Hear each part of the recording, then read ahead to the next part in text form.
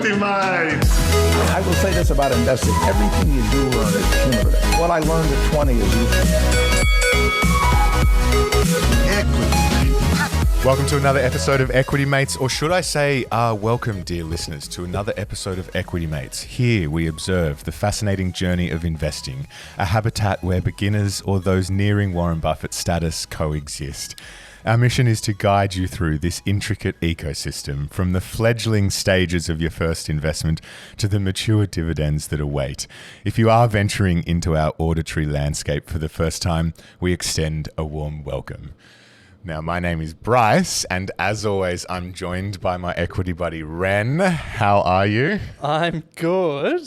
Now, off your feedback from last week, I've gone with someone very specific here. Oh, I was wondering what... Yeah, so we're moving into the territory of people rather than themes. Okay, and am I going to know this person? Yeah, 100%. And I think the themes will... Let me talk you through what I'm thinking. Okay. So I was thinking like an AM radio, like an NPR sort of. Okay. You're on the right track of presenter in some way. I think some of the words in there, I'll do this one. We observe the fascinating journey of investing. David Attenborough. Yes. Yeah. Well played. Okay. This is where I'm really going to have to start embodying the person, because without being able to do the accent, the words are quite important. Yeah. Well, I think... nice work, though. If people want to suggest themes for Bryce, hit him up in the DMs on Insta. But let's get on with the episode, because I think we got a lot to cover. So in today's episode, we're going to cover off the IPO window. Is it opening? We've got a couple of big names that are on the IPO list, and we're going to have a chat about investment bonds. We've had a question come through from the community, so we're going to do a bit of a deep dive on what they are and if they're right for you. But Ren, to start with, I've been making some changes to my portfolio. There you go. That's it. Great. Well, let's get into it. But I think to sort of frame this episode and probably the conversation around your portfolio, but I think it's the numbers continue to surprise me, because what is happening in the market and the sentiment out there are different. Would you believe me if I told you that the Australian All Ordinaries Index is 4% off its all-time high? No. Well, you should believe me, because it's true. The All Ordinaries? Yeah. What about the ASX 200? Great question. It's probably, it's the same. Yeah, 4%. Yeah. It's a real reminder that the stock market and the economy are two different things, and the challenges around inflation and cost of living that we're living through at the moment are really hurting at the moment. But the stock market is generally forward-looking, and investors are obviously looking past this current moment, and they see blue skies ahead, with some important caveats. So the overall market is only down 4%. It hasn't been nearly as bad as people predicted, but there have been challenges. The small caps index, so smaller companies, the ASX Small Ordinaries is down about 22% from its all-time highs. And the Australian Tech Index is down about 20% from its all-time highs.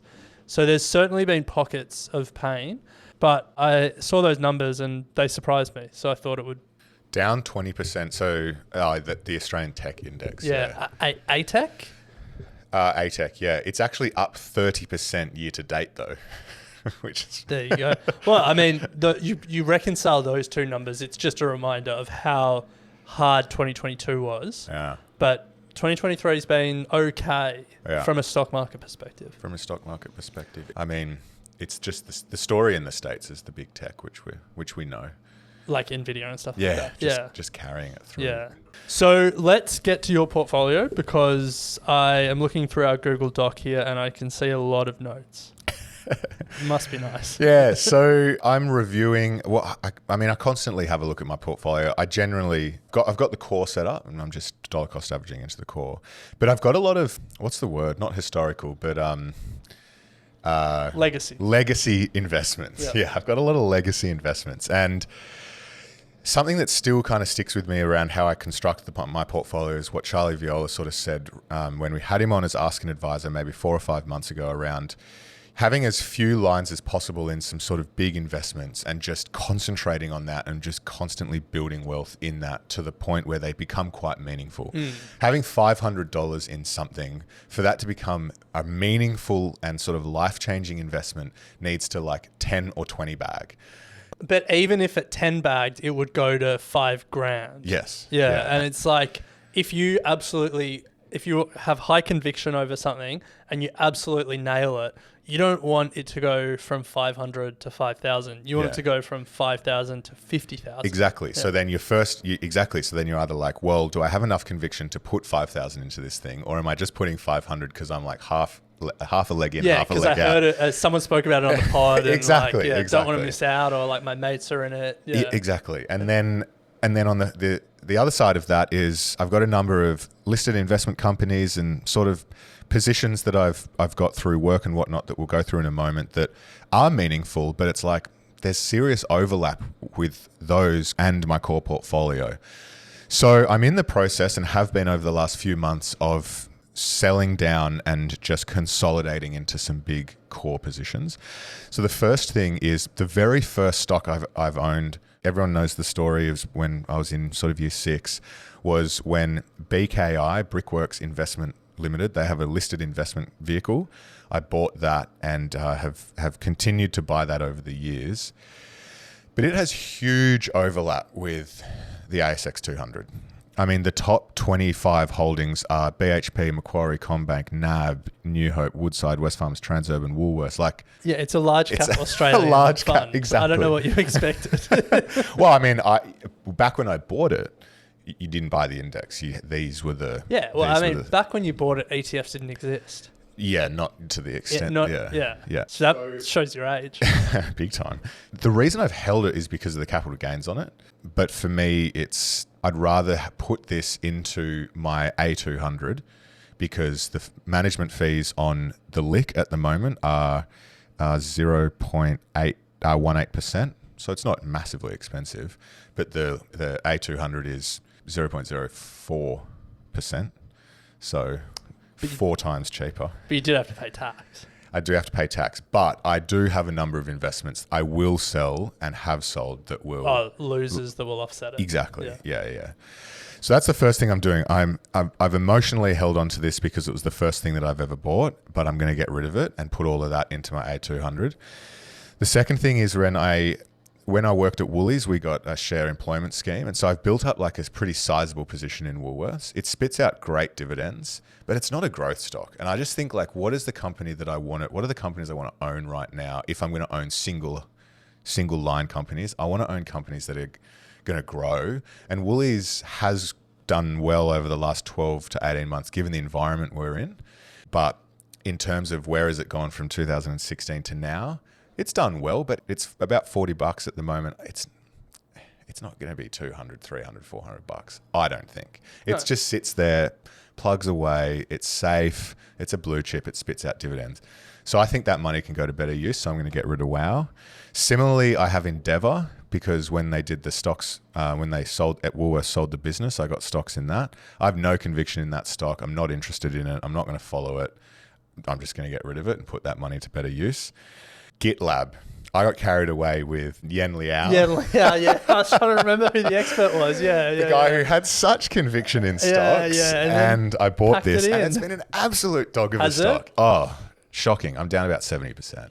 But I guess the question is, how much of that is company specific and how much of that is you bought it at the start of the tech? Exactly. And then 2022, everyone got smashed. Yeah.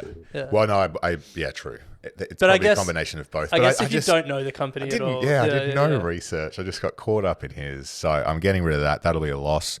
I did a random purchase of VAP, which is the Australian Property Index. The Vanguard. Vanguard. Doing all right, but again, unnecessary. I'm probably going to reconsider alternative assets and whatnot outside of my core, but... Well, I mean, like, property wouldn't have done well in this rising interest rate environment. Well, and with what's going on in the commercial space as well. Yeah. And then the hydrogen ETF. So I went in on the hydrogen when we were talking about it on the show maybe 2 years ago, or when it was first launched. pretty, but I think feels like it's just way too early. It's performed really poorly. And again, it's kind of like, I think the money can go to better use now. And when the hydrogen thing probably becomes more plausible, it's time to reconsider. But for now, it's like, get that into semiconductors are the way to go. So you just sort of, you basically what I'm hearing is you like chase the hot thing and now you want to pull the money out of that and chase the next hot thing. No, to be fair. Hey, have you heard of lithium? No, all of that, as you see, like Woolworths, I've already got a position in Woolworths through the A200 and through BKI. So there's multiple overlap going on there. I'm not going to be taking any of this and putting into new investments. To the point I made at the top, I want to keep just building my investments in Gear and GJust, the leveraged US and Australia, and then the remaining core portfolio. So Europe, Asia, and away we go. But that's what I'm doing, Ren, taking all of that and putting it into sort of my core.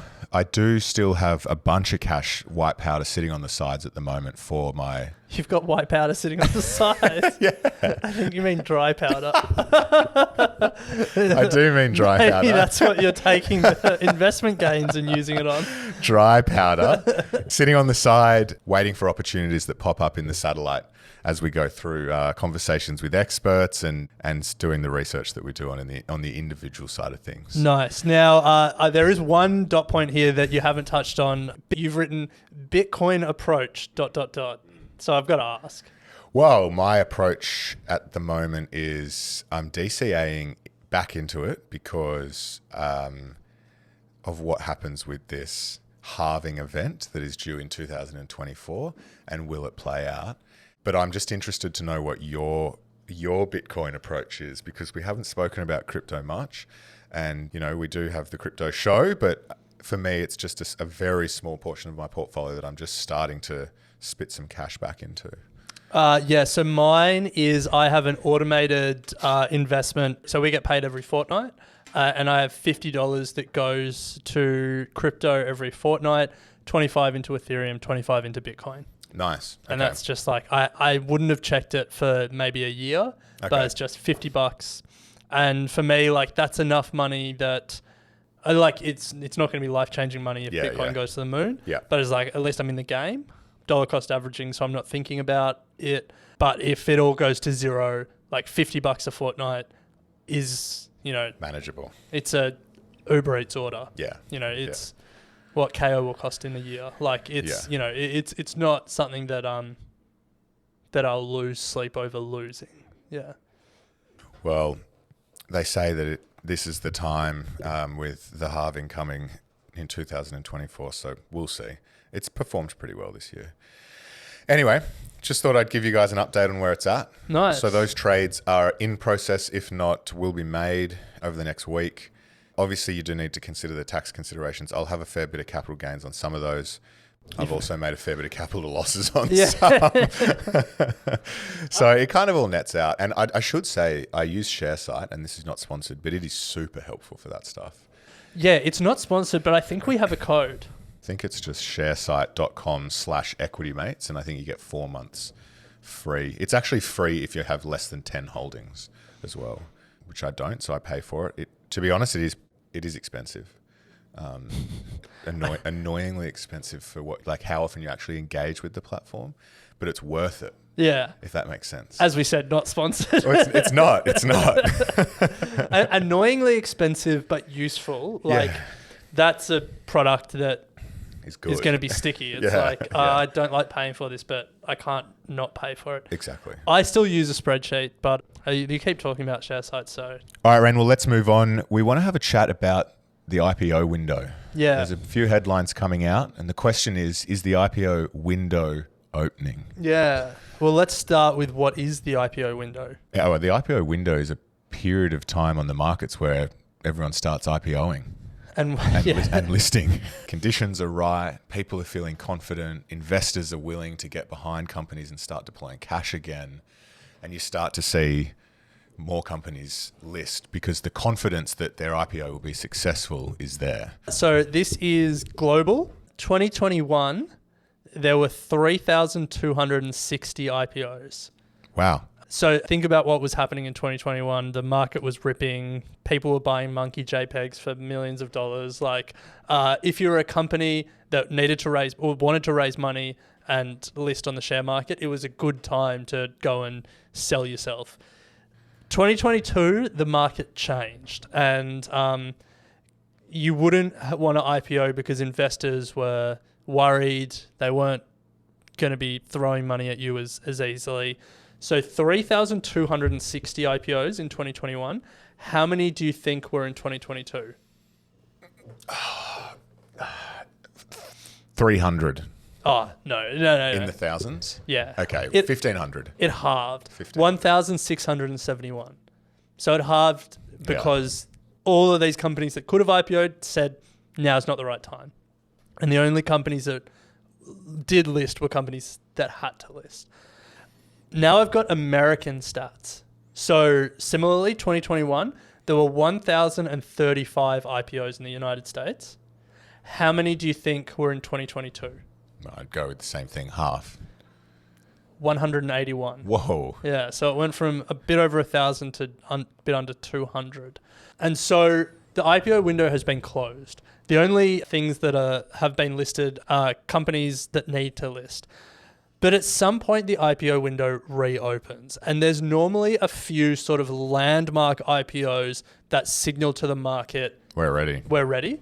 So after the tech wreck of 2000 and that bubble bursting, there was a few really lean years, and everyone points to Google's IPO in 2004 as the window opening again. And then from sort of that IPO in 2004 to 2007, 2008, times were good. And then obviously the housing bubble in America, the global financial crisis, the IPO window certainly closed in 2008, 2009. And then people point to Facebook's IPO in 2012 as the signal that things were ripping and roaring again. And so, both of those times it was a few years.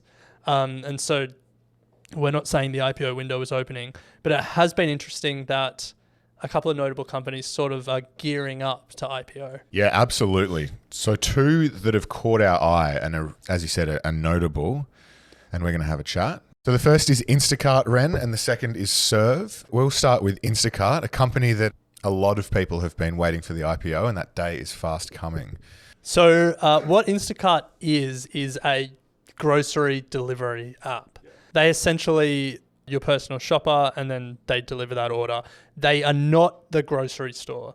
They're not Milk Run, if you're listening here in Australia, in the sense that Milk Run owned their own grocery supply chain.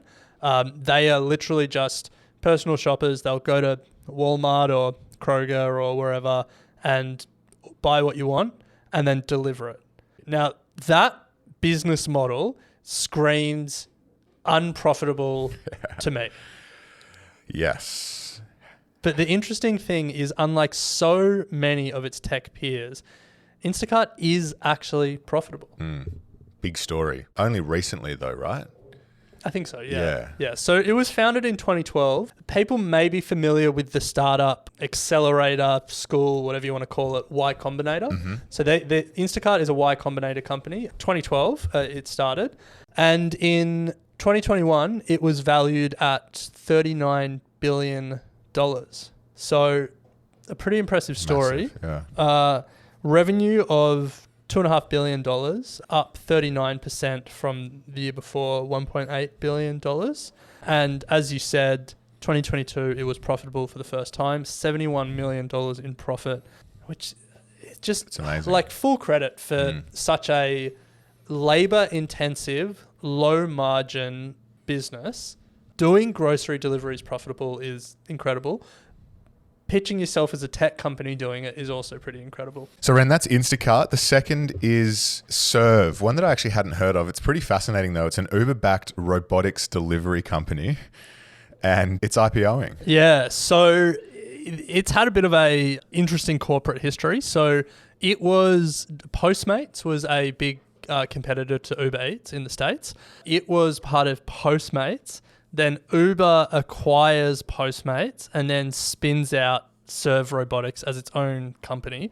But it makes what can only be described as cute robot deliveries. Like, look at these little eyes on this thing. The way to picture it is like a very low profile, like plastic box on wheels. Yeah. And your Uber delivery gets put in this box, and then this little robot essentially drives on the sidewalk to your house, and you open the door and there's a little robot there with a hot pizza inside. So if people remember Domino's delivery robot back in the day, do you remember this? I think it was called Drew. You're shaking your head at me. Okay. Yeah, I don't know. When I think it was when we were even at uni, or maybe right after uni, Domino's were experimenting with quite a similar robot. Yeah. Okay. And it's similar, like low to the ground, 4 wheels, put the pizza in it, and then it's got like little eyes, and it'll drive along the sidewalk and deliver it to you. I don't know where that got to with Domino's. This is Domino's Australia we're talking about. But yeah, Serve Robotics has built something similar, and they plan to launch 2,000 of them in the United States. I think starting in maybe a year or two. It's pretty fascinating. If you want to have a good idea of what it does, just YouTube it. Just YouTube Serve Robotics, and you'll see a whole heap of demo videos of it in action driving down the sidewalks of America. I mean, a lot of questions remain. You know, can people steal it? How do you... Gets hit by a car, it's never going to make it to you. Like, True. There are a few things that could go wrong here, but I think it's pretty fascinating. You can see how it would cut down considerably on staffing and labor costs for Uber or any delivery company, really, if they manage to nail it. And definitely have a look at the video. It's pretty fascinating. So they describe their sidewalk bots as capable of level 4 autonomy, which means that the vehicle can handle all aspects of driving in certain conditions without human intervention. So it's a self-driving robot. Yeah. Well, I just watched the level 4 video, and it's great. Stops at the zebra crossing, knows when to go, cars coming, stops, swerves, trees, you name it. Wow. Looks pretty good. Cool. Yeah. So that company is not going to be raising as much as Instacart, and it will not be fetching the same valuation as Instacart. But it is an interesting one. It is IPOing. Uber owns about 16% and Nvidia owns about 11%. So it's got some deep-pocketed and powerful backers. But again, like, this is a company that wouldn't have been IPOing in 2022. No. An unprofitable self-driving robotics company that's pioneering food delivery. Like, how many red marks would that have against you in 2022? Yeah. I mean, it's probably got a few AIs in their investor report, which is probably allowing it to get off the ground at the moment. True. So the fact that Nvidia has backed company, it. Yeah. But I guess this is going to be something to watch, because if the IPO window starts to open, investors start to get a little bit more excited about the prospects of these companies, and they start to feel a little bit more confident about, I guess, the general economic environment. Very quickly, quite a pessimistic mood that we're sort of feeling in the market might turn, which is exciting. Yeah, I'd love to see it. Now, the question is, Bryce, 2 companies IPOing. Let's say you could only invest in one. Would you rather? Well, you can actually see Instacart using Serve. But could you see Serve using Instacart? Well, why would they need to use Instacart? That's my question. That's my point. Well, I mean, I can see Serve having use across multiple business, solving a lot of problems for what is a very difficult problem to solve for retail. For like the last mile. Yeah. So if you can nail that and take out labor costs in that, great. Instacart, probably one of the only profitable, very competitive space. I'm backing in the underdog Serve. Yeah, same. Yeah. For me, like the story of Instacart is incredible because it feels like such a bad business to be in. Like, you've got labor costs, you're already dealing with a low margin product, you're competing with people's just getting off the couch and driving to the supermarket, which isn't too difficult, and oftentimes might be quicker. So it's like it's a tough business to be in and a tough business to keep growing in. Whereas, robot deliveries, I mean, epic. Yeah. But I guess the question is, there are a number of companies that haven't IPO'd that we're sort of all hanging out for. And if the IPO window opens, what are some of the companies that you'll be watching and potentially wanting to invest in? I mean, the dream is SpaceX, but Yeah, that's not going to IPO. No, not after Elon's been forced out of 2 of his companies. Yeah. Well, I mean, Stripe and Reddit are the 2 that just constantly pop up. Yeah. I remember we've been speaking about those 2 on Ozbiz years ago. True. So, like, yeah. they're always there. I mean, the theory with Reddit is the fact that they did, you know how they changed their API pricing and all of that stuff? The argument there is that is something that you do just before your IPO and you want to get your financials looking good. It's what Twitter did just before it IPO'd back in the day. So could be coming soon. Window could be opening. Companies could be getting ready. A lot of coulds there. Well, let's wait and see. But we're going to take a quick break, and then on the other side, we'll be back with a question from Lauren around investment bonds. So we'll be right back.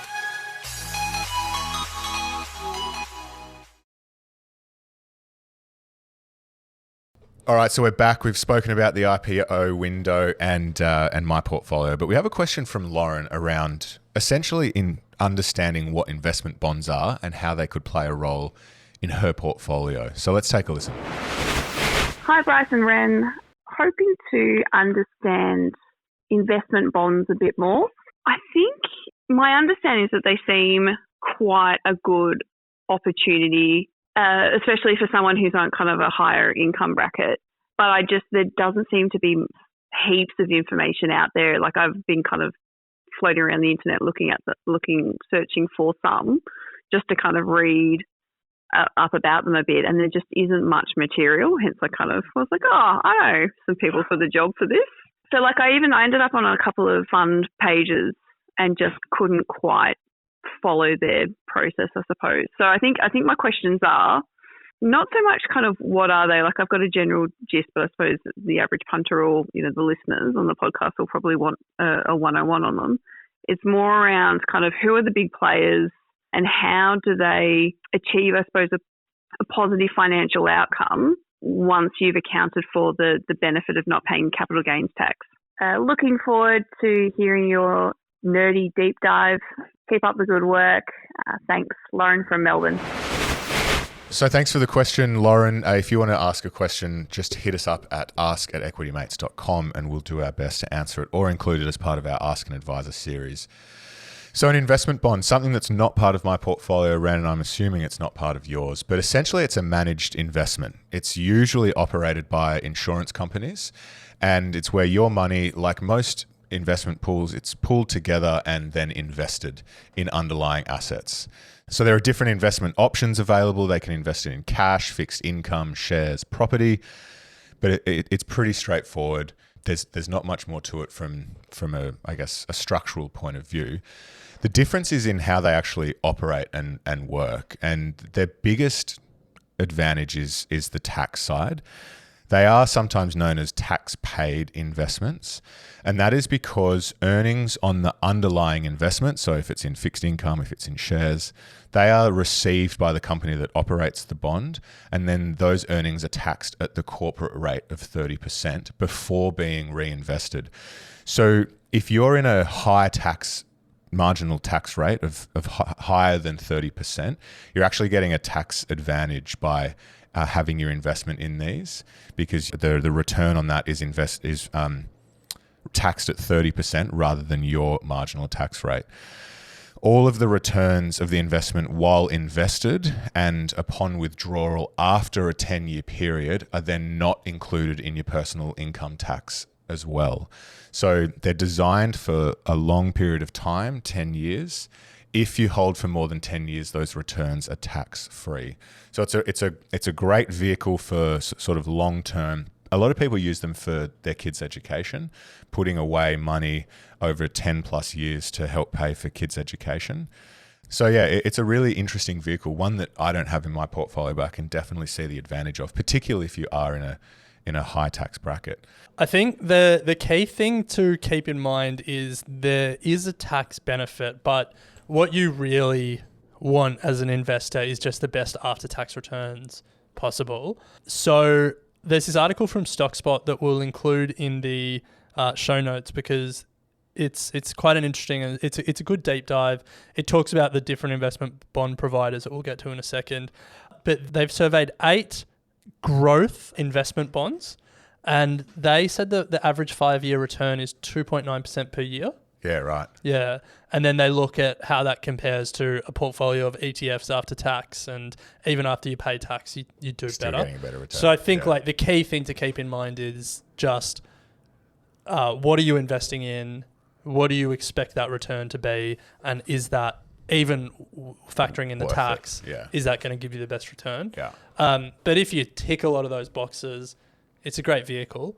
For me, this is a vehicle where it's like, speak to a financial advisor and 100%. make sure it's setting up properly. Yeah. But I think if you are interested, you're mainly going to life insurance providers, I believe. Yeah. Yeah. So here's a few names that you can Google. Generation Life, AMP, IOOF, Key Invest, Commonwealth Bank have one apparently, Australian Unity. So there's a few more. You can go to this StockSpot article and flick through it all. But yeah, to your point, it's not something that I've invested in so far. No, it's too far down the risk curve for me at this stage. Too conservative. You know, they're people who are maxing out super contributions, investing for the next generation, long-term investors, as you said, you know, putting it away for particular reasons or looking for tax efficiencies. They're the type of people where this becomes interesting. But for me, Ren, as you said, they're not necessarily set up as huge capital growth products. So I think here's an interesting one as well. So the conclusion here, investment bonds may be appealing to Australians with a high marginal tax rate. Yeah, so that's one, the tax.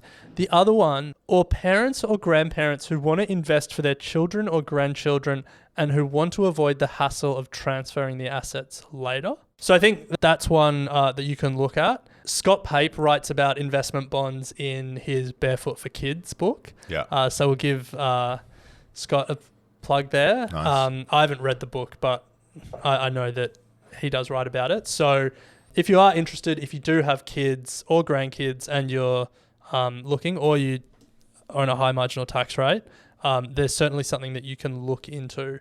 But I think for us at our stage of life and our current income levels, it's not something that is in our portfolio mix. No. But thank you for the question, Lauren. We'll include links in the show notes to some of those articles that give a bit of a deep dive, and hopefully that can also contribute to what we've spoken about. But Ren, that brings us to the end of today's episode. A lot of ground covered. If you do have a question, you can send it through to ask@equitymates.com. We would love to hear from you. But otherwise, Ren, we will pick it up next week. Sounds good. You have been listening to an Equity Mates Media production. In the spirit of reconciliation, Equity Mates Media acknowledges the traditional custodians of country throughout Australia and their connections to land, sea and community. We pay our respects to their elders past and present and extend that respect to all Aboriginal and Torres Strait Islander peoples today. This podcast is intended for education and entertainment purposes. Any advice is general advice only and has not taken into account your personal financial circumstances, needs, or objectives. Before acting on general advice, you should consider if it is relevant to your needs and read the relevant product disclosure statement. And if you're unsure, please speak to a financial professional. The hosts of this podcast and their guests may have positions in the companies mentioned. Equity Mates Media operates under an Australian Financial Services Licence 540697.